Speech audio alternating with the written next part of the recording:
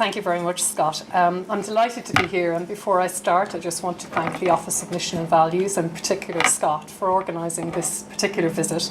Also Ed Udovic, who has dashed off to another meeting. I shall have words with him tomorrow. But I would like also to thank my colleagues and friends at DePaul. They know who they are, for the inspirational encouragement that they have given me over the last number of years in continuing this project as I ventured deeper and deeper into more and more archives to emerge blinking in the sunlight as I began the process of writing the book. And it's been a long process, and challenging in many ways, but also one of the most satisfying research experiences that I've had in the last in my career.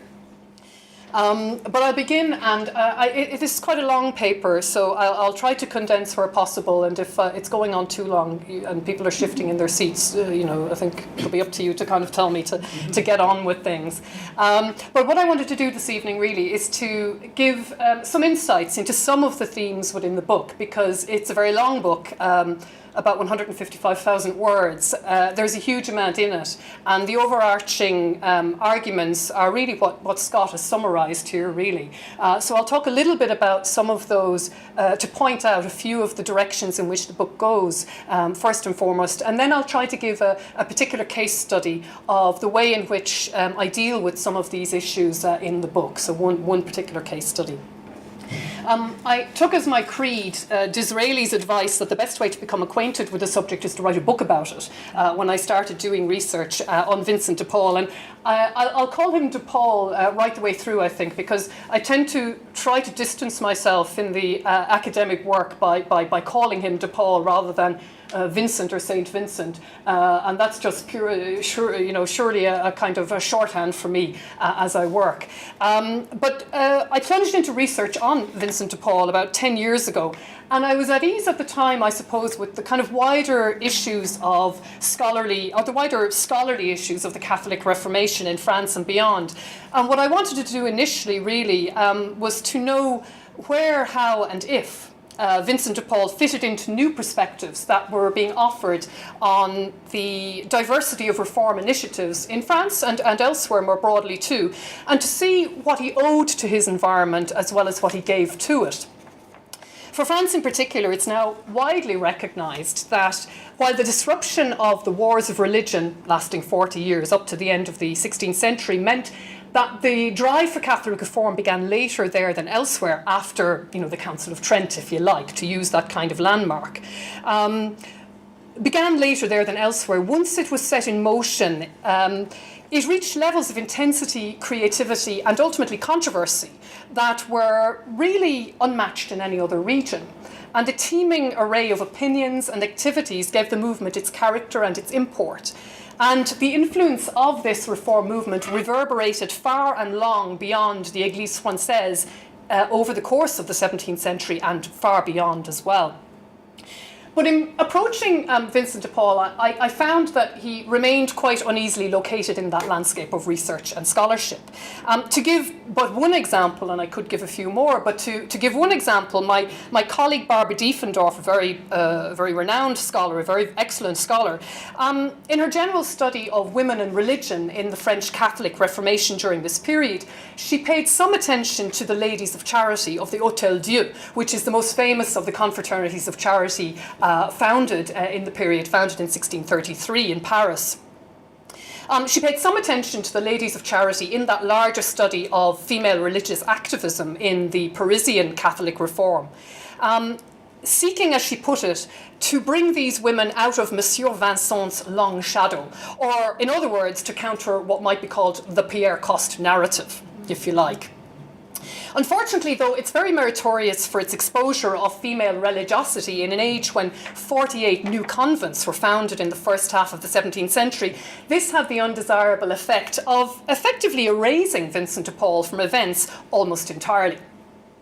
Now, it's true that the fact that researchers now highlight the pursuit of reform initiatives by a variety of dévots, as these people involved in the reform movement were known, the fact that there is this multitude of reform initiatives that are highlighted might appear to render a study of an individual cleric not merely unfashionable, but downright archaic.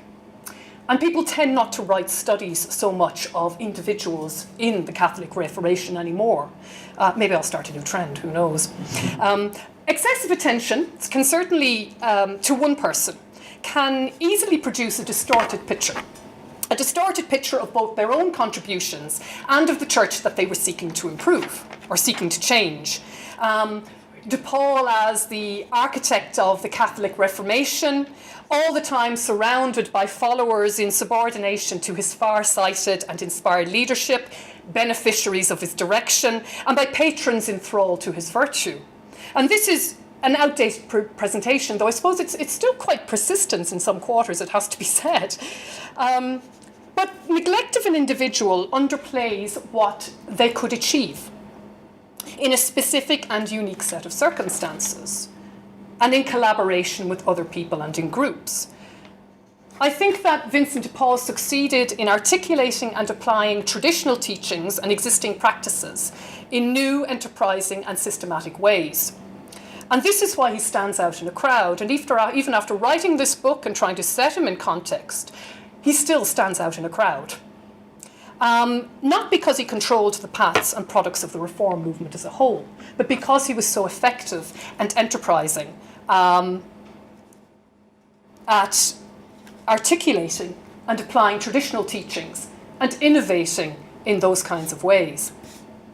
So when I was doing my research, I decided to centre my gaze on de Paul as he came to understand himself. That is, as first and foremost, a Lazarist missionary. This is really Vincent de Paul's identity, a Lazarist missionary, as he proceeds through his career, if you like, his vocation.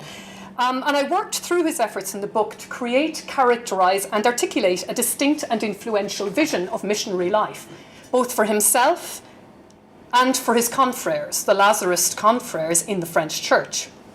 And in telling the story of his efforts to institute and expand the Lazarists in France, and I concentrate on France, one has to stop somewhere in the research. But in telling the story of his efforts to institute and expand the Lazarists, I turned a magnifier on the development of a missionary operation which had multifaceted features and workings, and which amounted to what I call a significant enterprise for reform with a small r, within reform with a capital R. And at the heart of the enterprise lay this innovative congregation of secular missionaries, for whom de Paul devised a distinctive structure and ethos meaning purpose, methods, and values, and committed them ultimately to three interrelated strands of pastoral responsibility. And these are really kind of the guiding threads of the book. The formal missions, primarily the evangelization of the rural poor, but also a commitment to galley convicts as well. The training of clergy and the promotion of confraternal welfare. And I see the Lazarist relationship there as in the promotion of confraternal welfare with the normal confraternities of charity in the parishes, with the ladies of charity at the Hôtel Dieu, and also with the daughters of charity as well. And it's from the pursuit of these mission imperatives, and these are his mission imperatives and the mission imperatives of the Lazarists, that Vincent de Paul derived his relationship sets, though not always in a streamlined or linear way. Now, the Lazarists were relatively small in number, even by 1660, at least compared to comparable clerical groups like the Jesuits and the Oratorians. Nevertheless, by 1660, when Vincent de Paul died in September 1660, the infrastructure in France still had considerable reach. Outside Saint-Lazare and Bon-Enfant in Paris, which were the two adjoined sites, or joined sites if you like, there were 19 other houses in France in existence. Now this map is not so clear, it's taken from the book, but you can see where I've marked here my map maker decided to mark with basically a little church here, which I wasn't altogether happy with. There is a church, a chapel in these houses, but they're not, these are mission or seminary houses. They're not churches, but nevertheless, there we go. I wasn't making the map, and I was just happy to have somebody who would make the map for me, to be honest. But you can see here this map, quite a few of them down in the southwest, in the west as well, some out here in Brittany, and several up in the northeast as well. So there were 19 provincial houses in France outside Paris, plus the 2 in Paris, catering to missions and including confraternal formation, because that was part of the mission work. When they went on formal mission, the last thing that the Lazarists tended to do was to establish a confraternity of charity in the parish. If one was already in existence, they visited it, went through the rules, tried to inspire the members to keep up the good work, etc., etc. So in addition to missions and confraternal formation, these houses were also ultimately by 1660 involved in clerical formation as well, with ordinand retreats and seminaries usually as well. And after 1643, which is a kind of hinge moment, if you like, in a number of ways for the expansion of the Lazarist infrastructure, after 1643, all but 2 of the houses founded after 1643 were founded by bishops as patrons. And that's a key distinguisher, actually, of the 2 phases in development, because before the mid-1643, very, very few of the houses were founded by bishops. There's only one which is completely founded by a bishop, and then 2 more that are partially founded by a bishop. So the 8 houses prior to mid-1643 are mainly lay founders, and that's quite significant. Now, DePaul was not utterly original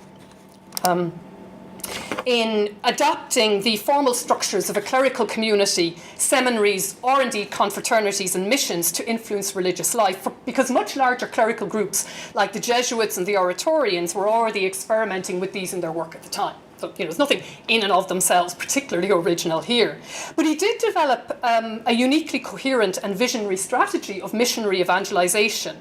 And placing the Lazarists themselves at the core of the evangelizing drive, he viewed them as, and argued strongly, that they were instruments of charity, as they converted rural peasants, trained the priests who would care for them, and founded confraternities. And in the book, I talk a lot about this as I talk about the way in which he developed the Lazarist ethos and praxis, turning humility in particular as one of the 5 virtues associated with the overarching virtue of charity. He turned humility into not just a core attribute of the Lazarist himself, but also a tool of conversion that was used on mission in a very precise and very profound kind of way, which I can talk about later if people would like afterwards. But charity, so in terms of them being instruments of charity, that's one thing. But charity was also to unite practitioners across the Lazarist works, from those whose response to them on missions united them in a bond of charity with them, to those who donated to give them the opportunity to undertake their missions and other works, those who occasionally laboured with them on their missions, because clerics quite often joined them on their missions, those who contributed advice or mediation as they developed their works, acting as intercessors, if you like, in local areas, or those who joined the confraternities that they founded. DePaul drew on many spiritual sources to develop this kind of unifying bond, if you like, this banner of charity under which they all worked in different ways.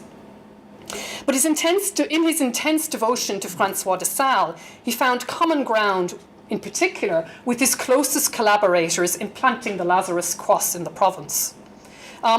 In regard to, for example, the foundation of the houses in Troyes in the northeast and in Annecy, which was over the border in Savoy at this point. So I don't really deal with this in the book, but I do draw it in here when I'm looking at the kinds of relations that Vincent de Paul developed in order to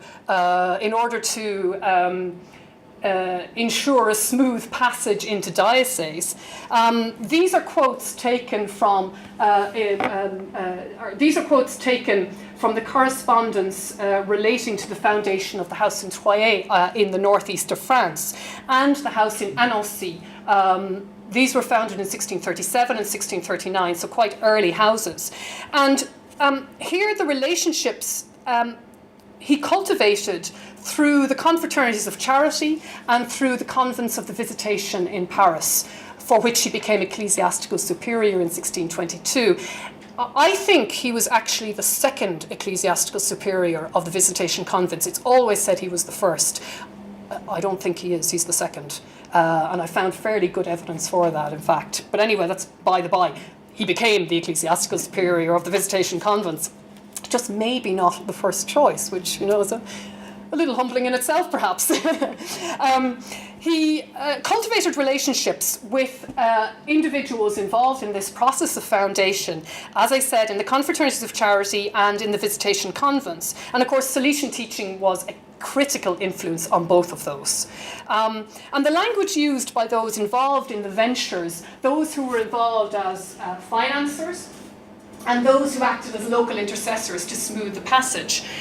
This language was a language of Salesian spiritual kinship, specifically maternal or filial, as you can see from the two quotations. And these are just two quotations. There are others which are quite useful as well. And they're a language of spiritual kinship, maternal and filial, for the begetting of new houses and the progress from the age of the Lazarist birth to a new era of expansion. So to the second generation, if you like, of Lazarist family growth and the inclusion of outsiders, if you like, within the Lazarist works. Now, critical though this kind of spiritual affinity was, DePaul could not rely on it alone in order to develop the infrastructure and works for the Lazarists. These depended greatly too on his ability to exploit the potential for association that lay among a cross-section of contemporaries in other ways, with goals that were basically or temporarily compatible with his, or at least not contradictory to the goals that he was setting. Thus, the way in which he developed the Lazarist specialist works meant that he could provide missionaries and seminary administrators for bishops, for example, who sought to improve religious discipline in their diocese and were willing to invite the Lazarists in to do this or to achieve this. So even those bishops who were not motivated specifically or overtly by precisely the same spiritual impulses that inspired DePaul. So, for example, were not particularly Salesian or even particularly Lazarist in their kind of spiritual orientation. Even those who were not motivated by the same spiritual influences could use Lazarus works that were their end products in order to implement their pastoral programs. So the diversity of the Lazarist works is very important. And DePaul's ability to provide workers and to provide products, if you like, in a sense, for bishops did not depend necessarily on a close spiritual affinity. Simply the need for, or simply the desire for discipline and reform. So basically compatible goals. Now, I think by and large, with a few exceptions, in particular maybe the relationship between Vincent de Paul and Louise de Marillac, forensic analysis of the extraordinary degree of engagement with individuals and groups that de Paul's work involved has been in relatively short supply. More generally, historians now increasingly recognise the importance of pious networking in the pursuit of Catholic reform, both in France and beyond. But rather few studies chart its functional significance for individuals and groups in the manner of this book, I think. And I hope that is one of the special contributions. De Paul's activities over the course of about 4 decades really present an unparalleled insight into the combination of ideas, resources, people that determined the construction and nature of the Lazarist mission and the achievements that he could claim for it. And if they're dissected with, I guess, kind of surgical precision, if you like, methodically, they show better than any other, really, how things got done and how things didn't get done in the Catholic Reformation. So both the range, extent, and the limitations. Now, it has to also be remembered that, am I missing a... Yeah. Oh yes, I should have pointed out actually, the house in Annecy is down here, if you will be aware, and Toyer up here, close to the French border. I always begin to lose my PowerPoints, get halfway through, so apologies. It has to also be remembered, though, that it wasn't only with groups that he founded, promoted, or ran himself, and certainly he liked to found, promote, and run groups himself, there's no doubt about it. But it isn't only with those kind of groups that he engaged in order to meet, if you like, or to achieve his hopes for renewal. The implications of this fact are largely unresearched and frequently misrepresented. So very little research had been done on this at all. But the mapping and analysis of his relations with outsider groups, if you like, or interrelated groups where there was some overlap, tells us a great deal about his remarkably high level of interconnectedness within the larger reform movement, and how this contributed to the Lazarist growth and to the broader ambitions of dévots within the Catholic reform in France.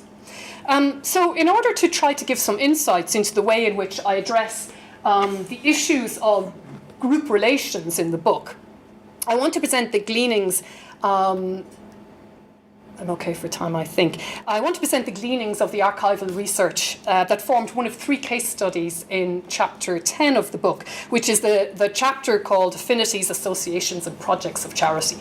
And for this, I want to concentrate on one of those case studies, which is the foundation and early development of the Lazarist Missionary in Marseille, down south. Everyone knows where Marseille is. I don't need to point that out, I'm sure. But to show to look at the foundation and early development of their ministry in Marseille, for the evidence of which I have to reach far beyond Vincent de Paul's correspondence in order to understand the way in which this ministry developed in its earlier years. And it's really the early years that I'm going to concentrate on, as the 1640s at this point. Now, the house in Marseille was established in 1643, and it was number 8 in a French sequence that began with the foundation of a house in Toul in 1635. Toul is actually, in a sense, sort of in a practical way outside France, but the French crown had basically claimed Toul as one of the 3 archbishoprics, the Metz, Toul and Verdun, making a claim in the mid-16th century. And in the 1630s, Louis XIII and Cardinal Richelieu had really developed a more concerted policy and had appointed a bishop in the 1630s there, and lo and behold, that bishop had popped the Lazarists in there in 1635.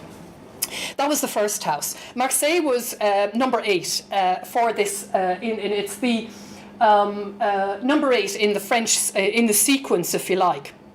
Now, between 1643 and 1660, 29 priests and 5 coadjutor brothers were deployed there to see to the pastoral care of galley convicts and the completion of missions in the city's rural surroundings. So essentially they were to complete missions on the galleys, missions in the hinterland, and as we'll see soon, they also became involved in a convict hospital, if you like, in Marseille, but more about that.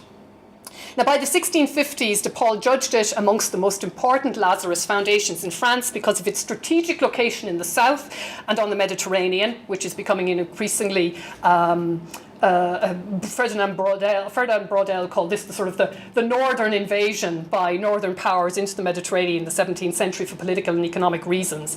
And here the Lazarists are moving in 1643.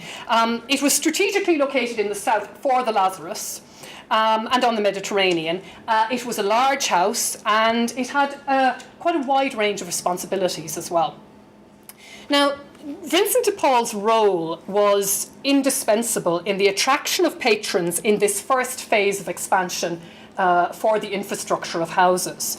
It was he in the 1630s and early 1640s who drew them towards the group in the first place, represented it and nurtured the relations necessary to strike deals. It's a little bit of a change in the second phase post-1643. He begins to rely much more on experienced confreres to represent and to act as scouts, if you like, in the provinces in order to do this. But in the 1630s and up to the early 1640s, his role is really, really central in the development of the relations needed to get these sites, if you like, for the infrastructure. Now, the negotiation for the sites usually originated in 3 zones. The first was that of the missions and clerical formation that was centred on Saint-Lazare in Paris. This provided the principal illustration of what the Lazarists offered to the church and to society, and it formed the command centre for their work in the 1630s. But DePaul did at the time have other outlets for his spiritual energy, in which he forged personal relationships that resulted in institutional collaborations. The principal of these were the confraternities of charity and the 2 Parisian convents of the Visitation Order, for which I mentioned he was the ecclesiastical superior since 1622.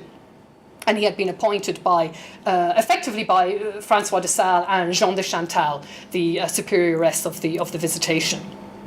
Now, these 2 spheres of his activity were very closely related. And the reason for that really is not simply because Vincent de Paul is involved in the confraternities and in the visitation life, if you like, visitation religious life. There is a significant degree of cross-pollination between them. The Visitation convents in Paris were amongst the most popular foci of devotion for wealthy women who donated to them, who spent periods of retreat in them, and who sent their daughters to them as boarders or nuns. Their attachment to them transferred to de Paul and his advocacy of charitable work, which appeared to provide an authentic means of living out the Salesian message of vocation for lay women. Now, the networking pattern, or this networking pattern, is apparent in the Marseille project, though it doesn't account entirely for it, as we'll see as I go on. One of those involved in the venture was this familiar-looking figure to anybody who knows anything much about the first stages of growth for the Lazarists. This is the Duchess of Aiguillon, who is the niece of Cardinal Richelieu. I talk about these people in the present tense. Who was the niece of Cardinal Richelieu. She had already emerged by 1643 as one of the Lazarists' most generous benefactors from a sort of mid to late 1630s, about 1635-36, along with her uncle, the Cardinal, who of course died at the end of 1642. Now, in the early 1630s, the Duchess joined the new confraternity of charity in the Parisian parish of Saint-Sulpice. And she soon afterwards became a member of the Ladies of Charity at the Hôtel Dieu Hospital. Now, it may have been Aiguillon who first promoted de Paul and his interest to the Cardinal, and she continued his patronage of new houses after he died. Her interest provided a level of continuity without which the future of his sponsored foundations in Richelieu and Luçon might have been jeopardised. There were a lot of problems about the foundation of these houses in terms of the way in which the endowment was to be structured and was to be passed to the Lazarists. And of course, Richelieu himself died in sort of the middle of the negotiations. She was left as one of the administrators of his estate. So she took over that stewardship, if you like, to ensure. And Paul complains about her, it has to be said, in his letters, her tardiness. But actually, she was fairly efficient, really, in administering affairs, it has to be said. This was a very able woman. She herself founded this house, Notre Dame de Norvos, and I've marked the 3 of them there just on a map to show where they are in the centre-west of France. Richelieu in particular is a really important house for the Lazarists up to 1660.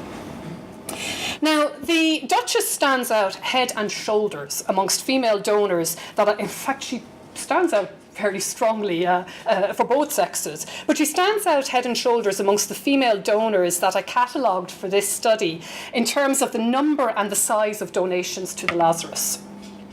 But it's worth noting, though, that the subset of 14 other women are also very significant as well. Now, this subset, just to talk about them very briefly, there's a lot more about them in the book.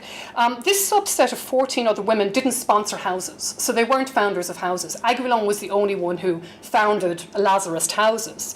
But they did make 16 of the most substantial grants that I recorded for the entire period. So they were responsible for 37% of all of the major endowed missions and other major gifts. excluding the original foundation by the Gondi in 1625. So 37% of these came from 14 women. And even more interesting is the fact that their personal proximity to DePaul tended to lead them to diversify the destination of their resources to include areas of male and clerical ministry. So they didn't found houses, but they were certainly directing their resources to clerical areas of ministry. They're well known for having made donations to the Daughters of Charity. What has been much less known is how diverse their donor interests were, and this study has really brought that out. They seem to have, in a sense, almost been more willing and likely to do so than the Lazarist male patrons, who usually confined their generosity to areas in which their sex worked exclusively and in which they often had a functional interest. Such diversity for this kind of pious woman is not generally recognised in other literature on the French Reform, not generally recognised in the literature on female religious activity amongst dévots. In fact, because a lot of the studies, like Diefendorf's, concentrate on women and women's organisations, there's a sense in which they almost passively suggest that women weren't really that interested in funding male areas of ministry, but in fact these particular women really were. So studies like Diefendorf, or perhaps the existing literature, really by neglect seems to infer that women stuck to gender charity, but in fact it really isn't. I don't think it's the case at all. So at the outset, the second individual involved here was the Bishop of Marseille, Jean-Baptiste Gault. He died before the venture got off the ground, so really can't be considered a founder in any sense, I suppose. But it's not clear actually how he knew DePaul. I found no real evidence that he was a member, for example, of the Tuesday conferences. He was an Oratorian, had strong links to the oratory. Doesn't seem to have spent much time, hanging out with Lazarus in the 1630s or anything like that. But what is important is the fact that both Gault and DePaul were members of an association known as the Company of the Holy Sacrament, and that's how they were connected. So initially through Gault, the influence of this particular group, the Company of the Holy Sacrament, was eventually to permeate negotiations for the future of the Marseille house. So the company's role is very important in this, and this is where we see these connections that DePaul had with groups outside the groups that he founded, promoted, or ran himself. Now, Vincent de Paul didn't join the Company of the Holy Sacrament until 1635, and by then it was well established and well run. So he plugs into, if you like, a very vibrant and important forum or vehicle for discipline and reform in the French Reformation in 1635. It was already very well established. In a sense, it kind of, easily gotten off the ground without the likes of him. And it was a very active promoter of religious devotions. It had been founded in 1627 by the Duke of Ventadour and one or two others. It attracted as many as 450 clerical and lay members in Paris over the course of its existence to the 1660s. And many of these were of social distinction, wealth, and political influence as well. An awful lot of them were lay, and it tended to be lay members who were the driving force within it. Its most zealous confreres met regularly to promote their initiatives to Christianize society, that is, to fortify religious discipline and to eradicate moral practices. So they were interested in, things like getting rid of drunkenness on the streets, eradicating prostitution, etc., and occasionally dueling and things like that as well. For historians of 17th century France, the term cabale des dévots, the cabal of devout, can refer only to this rather shadowy group. Raoul Allier, at the turn of the century, rendered the association sensational when he claimed that its impact had been both malign and all-powerful. Such was its dominance over religious affairs in Paris. And he asserted that DePaul in particular had been effectively controlled by the company and that its missionaries were at its beck and call. DePaul's occasional appearance in a contemporary manuscript history that was penned by another confrere of the company accompanied by his near silence about the group in his correspondence, seemed to feed Allier's claim. De Paul was candid about his links with other groupings, and the absence of the company from his communications seemed to suggest that he sought to hide his relations with it from scrutiny and his activities from the discovery of outsiders. So there's all this sort of wonderful air of mystery about it. It's sort of almost, you sometimes see it mentioned in contemporary terms now as almost having an element of the Illuminati and daft things like this. From what I've just said, you'll gather that I think it's absurd to suggest anything like that, but also to suggest that De Paul was the naive instrument of the company. However, it can be tricky to work out to what extent he worked through the company, operated independently of it, or even in opposition to it at times. And in chapter 10, when I write about the case studies, this is an important feature of the chapter. So where does it fit into the weave of relationships that he cultivated in developing the Lazarist infrastructure and works, and therefore into the activities that he encouraged the Lazarists to perform and that he organised? Marseille is quite enlightening in deciphering the nature of the overlap, for it allows a close scrutiny of the potential that could be realised by it. Furthermore, De Paul was really the only person who had the role in both the Lazarists and the company. Other Lazarists didn't belong to this. In other words, he was uniquely, if you like, a point of connection linking the two groups.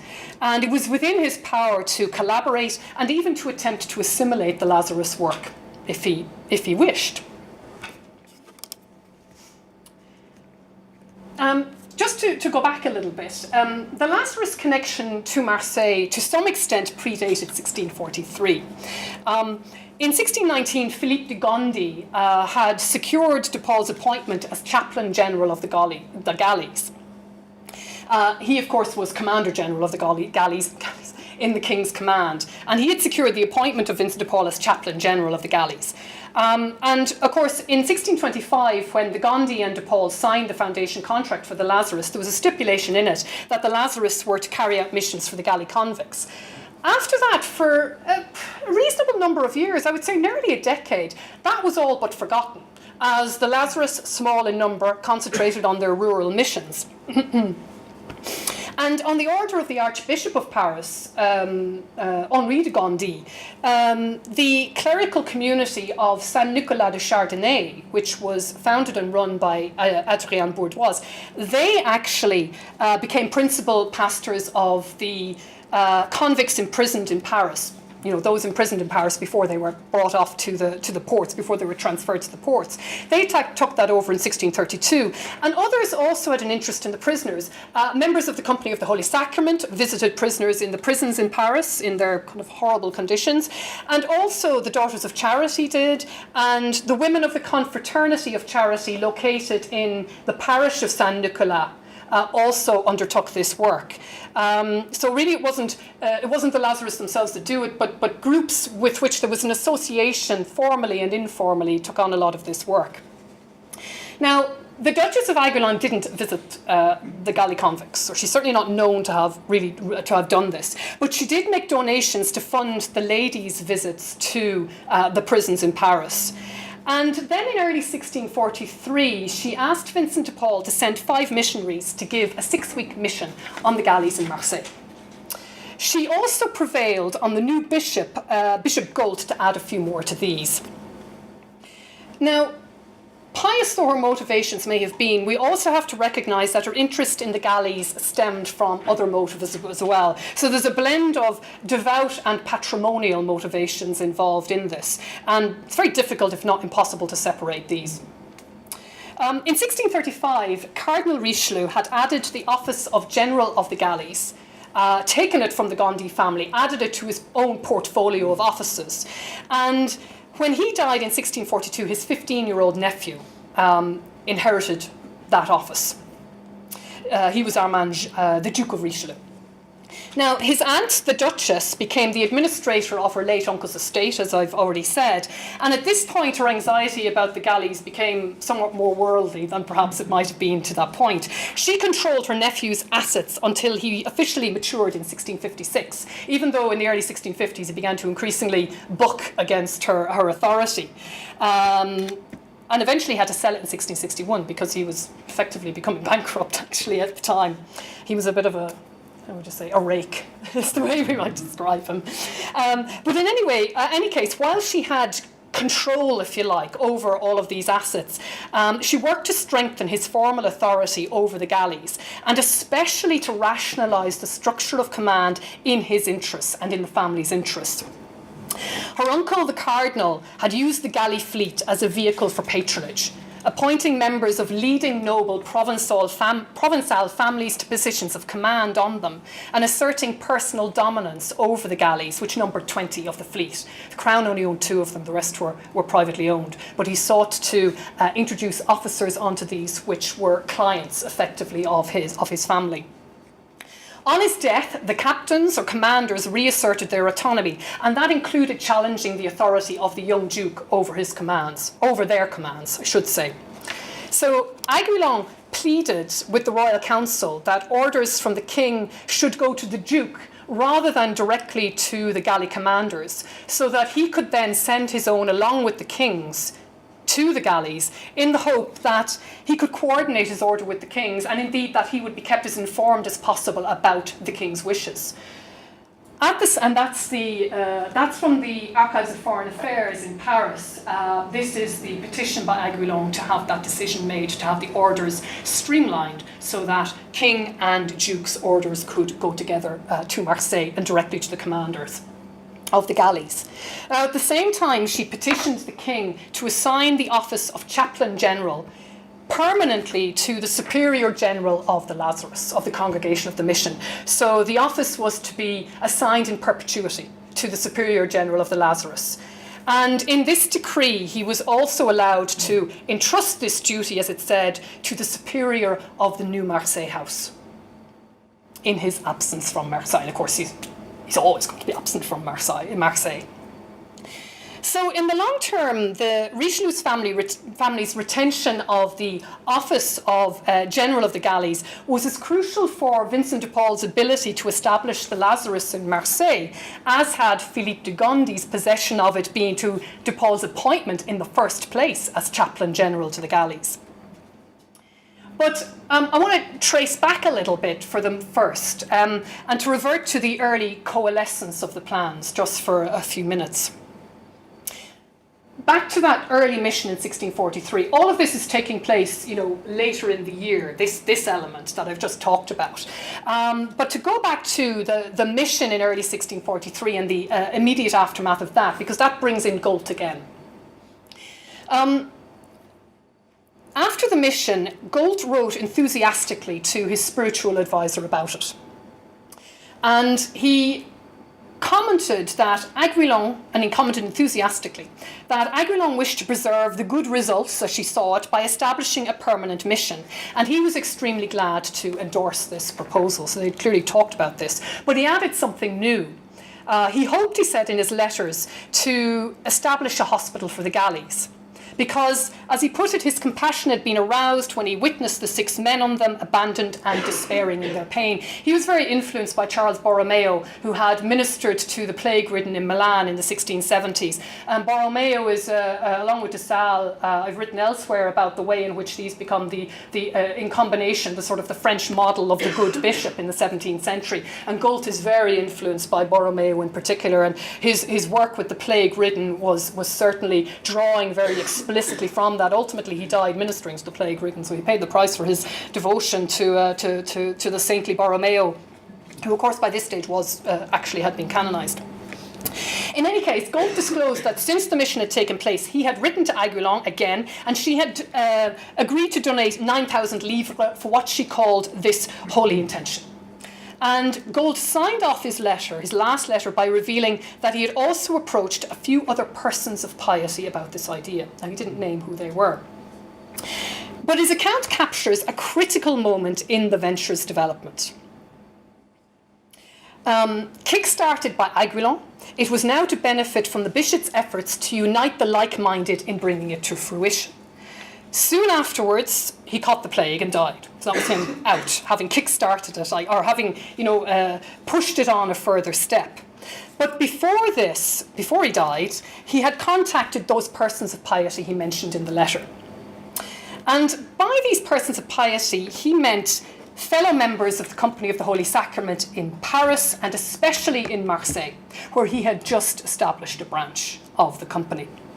And in Paris, the company's assembly, which met on a regular basis, approved it as what it called a very useful endeavour, and called on its members in both cities, Paris and Marseille, to pursue it as they saw fit. This was very characteristic of the way in which the company worked. It promoted works, it organised them initially, and then actually gave a good deal of freedom to develop the works to its members. And they would report back on how they'd gotten on. In Marseille, Gult was joined by another of the company's founders there, an individual called Gaspard de Simeon de Lacoste. He was a layperson, an important member in the Company of the Holy Sacrament in Marseille, and was to become a key individual involved in the foundation of the house as well. And in Paris, he was joined by another company confrère, Vincent de Paul. When Gult died, these trio ensured that his hopes didn't die with him. In mid-1643, Lacoste visited Paris for meetings with DePaul and Aiguillon, and they agreed that the Lazarists should care for the convicts in the new hospital and on the galleys, and DePaul and Aiguillon signed a contract to this effect in July 1643. And for his part, Lacoste went on to give large sums to pay for building works, as you can see here, that he oversaw through the 1640s. Aiguillon also in 1646 successfully petitioned the Crown to make the hospital, not the Lazarist house, but to make the hospital a titular royal foundation. And you can see here that the Crown initially in 1643, 1644 gave very significant grants for the foundation of the hospital. Now, these are not grants to the Lazarists, they're to the foundation, which was to become a titular royal foundation, but you can see that interweave of public-private resources that are coming into play in the foundation, in the establishment of this Lazarist ministry that is going to take place. And ultimately, the Crown would continue to give money towards this hospital over the course of the next 2 decades. Now, 2 points, I suppose, therefore, are worth really flagging about the Crown's part here, because the Crown's role in these kinds of activities is an issue with which the book engages fairly extensively over its course. In developing the infrastructure of the Lazarus work, DePaul was enabled by the monarchy's administrative structures and mechanisms, because so many of the assets and the income that major donors gave to the congregation derived from rents, as in government securities and bonds, if you like, coach routes, royal grants, as well as ecclesiastical sources like diocesan incomes. An awful lot of the, as you can see here, from income from dévot on coaches, which were in Aiguillon's control, an awful lot of the grants that came from private individuals were grants that were already assigned to government bonds and securities, so effectively capital from which the Lazarists could draw income on an annual basis. And these were government bonds on things like tax farms and et cetera, et cetera. Second, I suppose many publications have now drawn light on specific aspects of the increasingly complex machinery of the Bourbon administrative state, for which political and social integration were really quite primary goals over the course of the century. And the Crown was obliged, not being able to do it itself, it was obliged to cooperate with social elites in attempting to achieve these goals of, if you like, centralisation, integration, etc., etc. Particularly, as I said, when it didn't possess the ability to achieve them without the ability of private resources and noble families, without their willingness to step in to assist the Crown. And it's particularly enlightening to seek such codependencies in affairs of religion, or at least in those which had a religious dimension. And the Lazarist resourcing, the mapping of this resourcing of the sites of their work provides the perfect extended case study. So that's dealt with very extensively in the book, that relation between public and private. And I suppose in a sense you could say that the growth of the Lazarists therefore contributed moderately to the expansion of the administrative state itself, adding to the development of a more complex fiscal system by further intertwining public and private resources in its financial networks. And equally, of course, the Lazarists didn't receive all that much directly from the Crown. So the Lazarists in DePaul's time didn't get that many direct grants from the Crown into the Lazarist coffers or endowments from the Crown. There were a few important ones, but they didn't get very many, so not very much directly from the Crown itself. But certainly the material well-being of the Lazarists and their pastoral interests were heavily dependent on the institutions of the developing new Bourbon state, as well as on the support of the king's subjects. That's where the Galley Hospital was. This is Marseille as a whole, and this is where it was. It was very well situated in the port. So the course of events for the foundation of the Galley Hospital indicates that it wasn't DePaul really, I think, who laid the groundwork and instigated the venture, but he was certainly pretty quick to recognise the advantage of responding positively to the overtures made to him and to acting cooperatively within that circle of the Company of the Holy Sacrament when the overtures were made to him. This is very characteristic of him.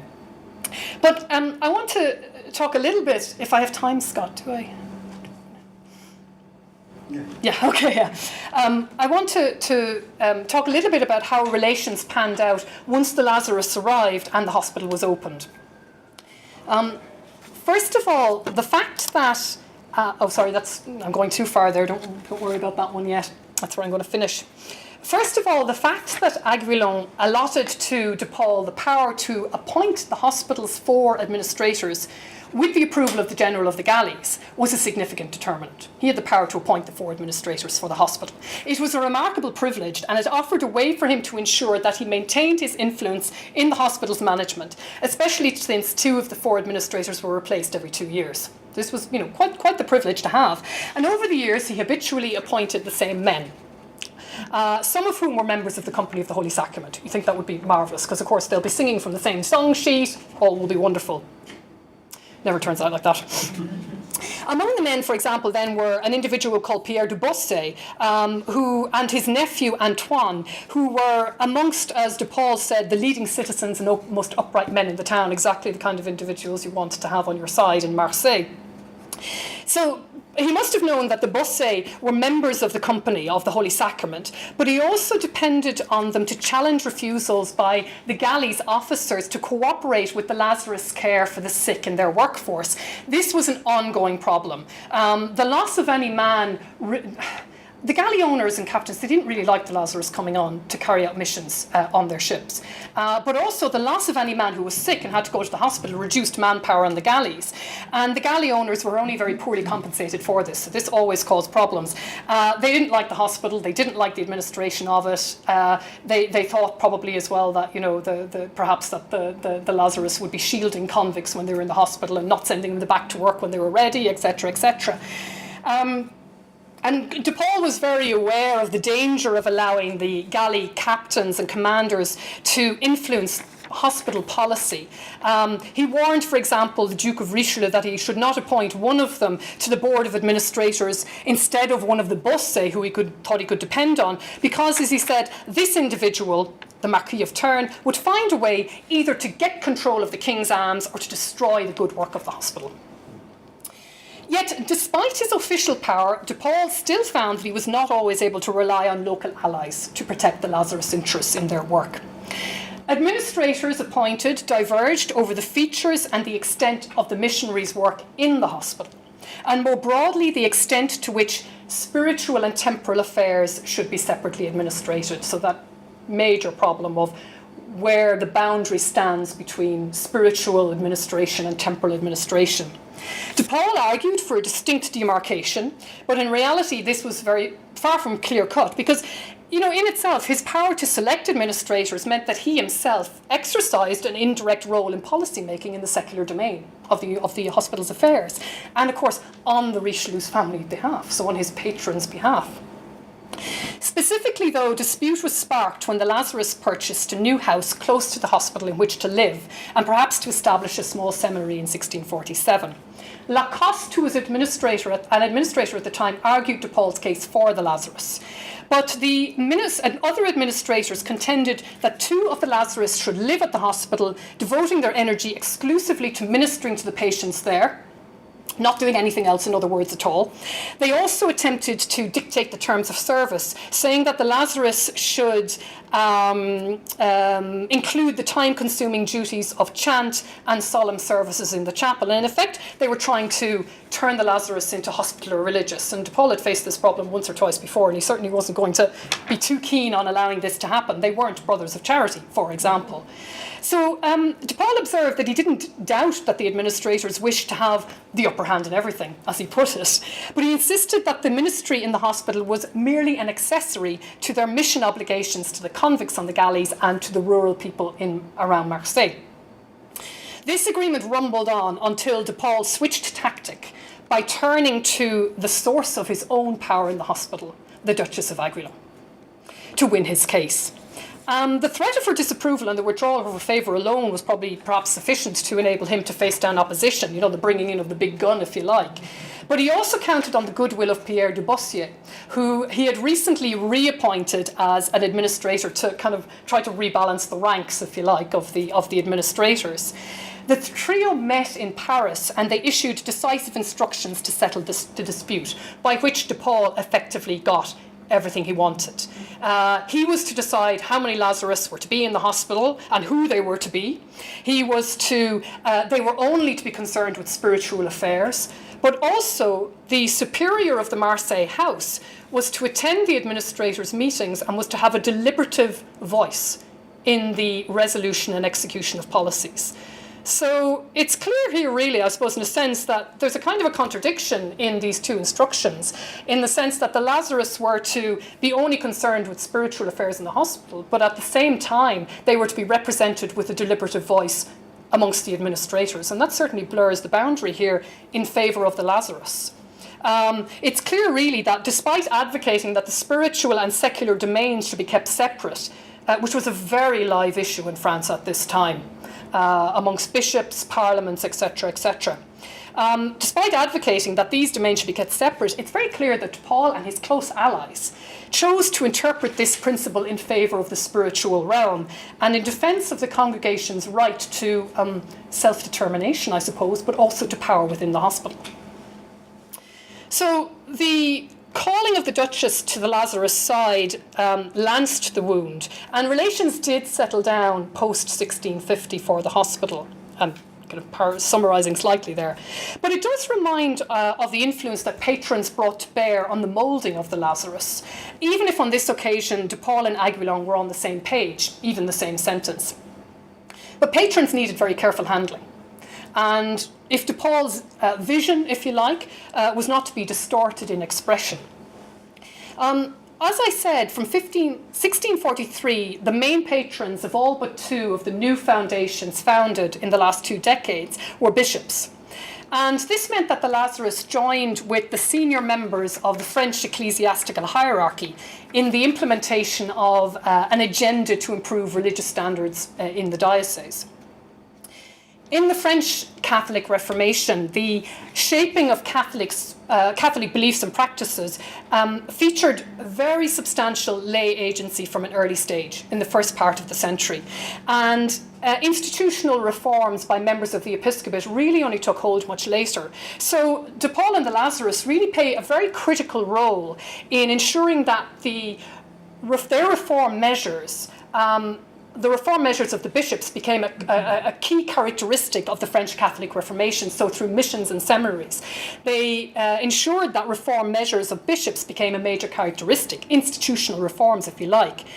But he still and the Lazarists were still doing their part to retain the interest and active involvement of non-Episcopal Catholics, if you like, which had featured from the very start of the Reform movement.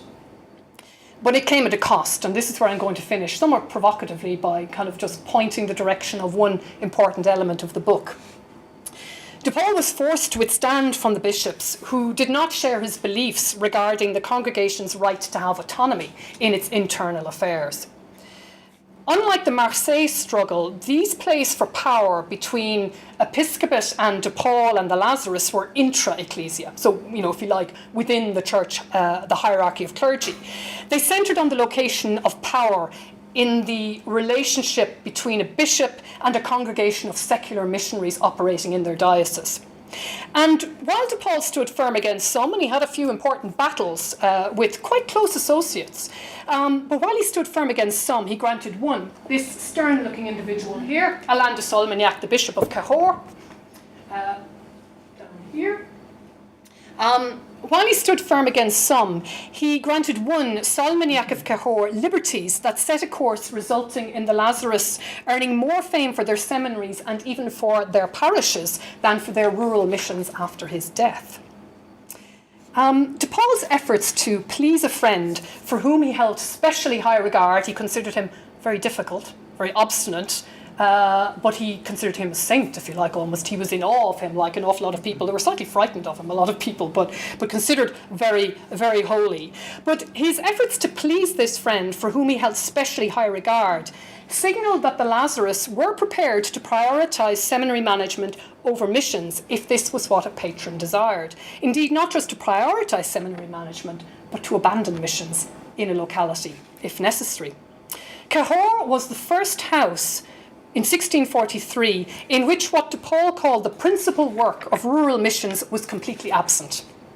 And this divorcing of a community from mission work, the rural missions, not just the larger mission, if you like, of the Lazarists, this divorcing of the community from mission work rebelled against his constant refrains about the primacy and necessity of rural parish missions. The innovation, I would say, did nothing at all really to address his oft-voiced belief that his men should authentically emulate the virtues of Christ and pursue their sanctification through evangelizing the rural poor. Instead, it did everything really to push the individual Lazarist and the congregation towards greater engagement in seminary work and an altered ethos. And that's where I will end, as the vision of the founder switches in 1643 in practice. He doesn't follow very quickly. It takes him a long time to get round to this. But that 1643 decision, that negotiation where he gives in, is absolutely critical for the future of the Lazarists in the longer term. And that is it. Thank you.